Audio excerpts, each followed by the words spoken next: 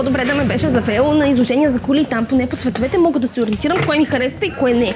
Тук това е напълно друга вселена. Инструменти. Това са просто играчки за чукове. С нерви от бетон. Глей. Огледай се, скъпа, добре дошла в страната на майсторлъка. Искам ти кажа, че тези играчки, както любезно ги наричаш ти, това са инструментите на истинския мъж. Тук ние просто смъртните се превръщаме в богове на ремонта. А за този куфър какво ще кажеш? Аз имам същия куфър за гримове. Само още веднъж да съм чула, че 10 точни линии били много. Погледни. Че какво му е?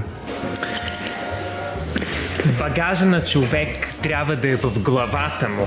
Ама с вас двамата този влак отдавна сме го изпуснали. Ще се хвана за инструментите, защото иначе ще ме хванат нервите. Трети вариант няма. Меги. И да ме гледаш, и да не ме гледаш, отдавна си изпуснала този влак, моето момиче.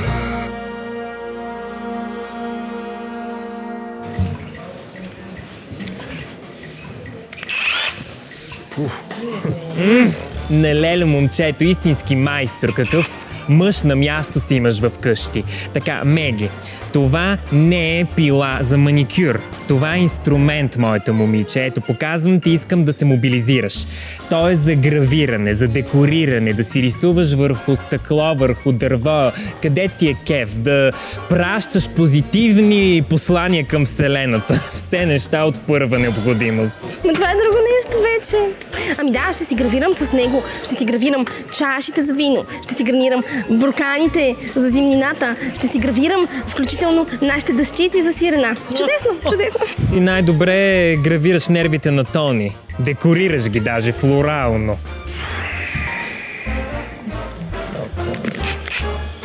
Няма какво да се занимаваш.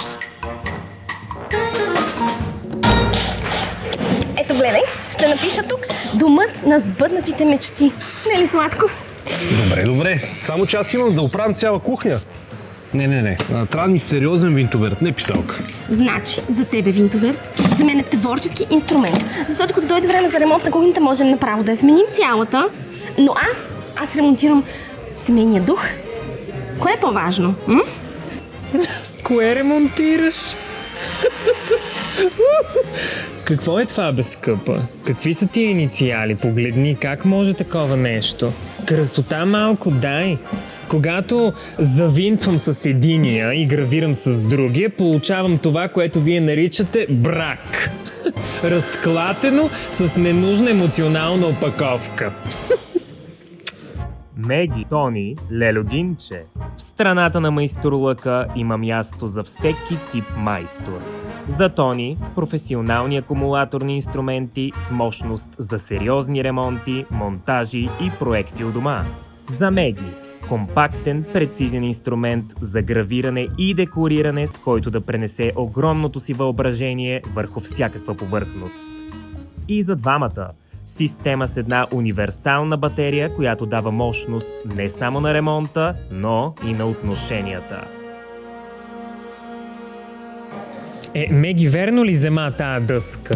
Ще си гравирам, бе. Ще си гравира тя. Ето това за гравиране. Това му е кутията.